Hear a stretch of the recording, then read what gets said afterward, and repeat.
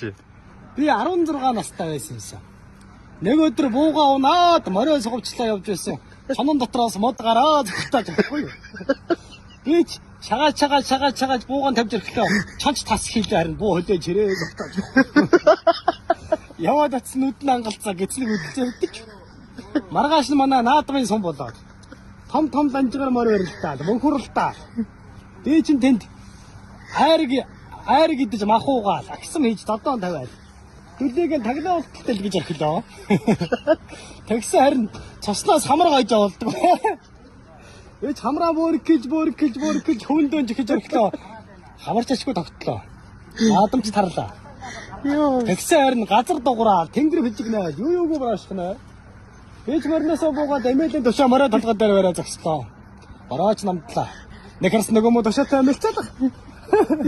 Хоёр харсан тайрд очиж зогсож.